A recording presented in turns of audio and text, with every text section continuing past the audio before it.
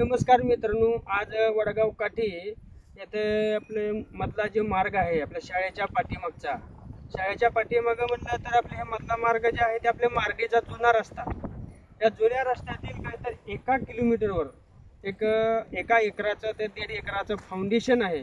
त्या फाउंडेशनमध्ये कमीत कमी ज्या टायमाला उन्हाळ्यात पाणी प्यायला नव्हतं त्या टायमाला ह्या शेतकऱ्यानं चूळ म्हणतो का आपण, चूळ, त्या चूळच्या पद्धतीनं एक लावण करून की त्याची बेड टाकून त्या बेडवर साईडला माती टाकून वगैरे त्यानं आतापर्यंत जगवत किंवा 4 पैसे इकडं तिकडं काही गोळा करून त्याने आजपतोर ह्या स्टेपला ते शेतकऱ्यानं आजपतोर कष्टानं या उन्हाळ्यापासून इथपर्यंत आणलेलं आहे. किंवा शेजाऱ्याला किंवा शेजारी आहेत, त्या शेजारी आहेत, समध्याकडे पाणी आहे किंवा समध्याकडे शेती वगैरे आहे, त्या टायमाला पाणी त्यांना कमी असल्यामुळे त्यांनी करू काय शकलेले नाहीत.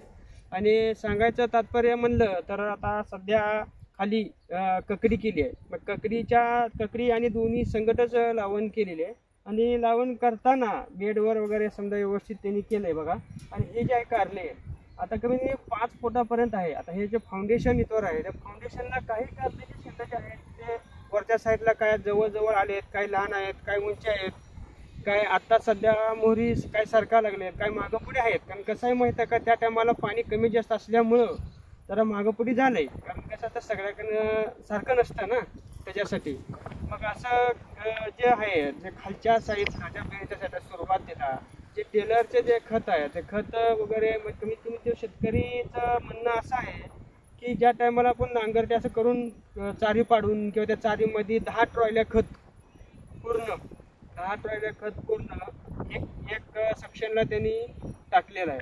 2 सेक्शन असे केलेले आहेत. खालच्या सेक्शनला 10 ट्रॉयल्या, वरच्या सेक्शनला 10 ट्रॉयल्या असं शेणखत वगैरे आणि ती रासायनिक जी गॅस आहेत की डी असं काही जे प्रत्येक जी खतं आहेत ते खतं पूर्ण खाली त्यांनी घेतलेले आहेत. आणि आता तुम्हाला सांगायचं म्हटलं तर मी जे आलोय ज्या ठिकाणी ह्या शेतकऱ्याचं जे नाव आहे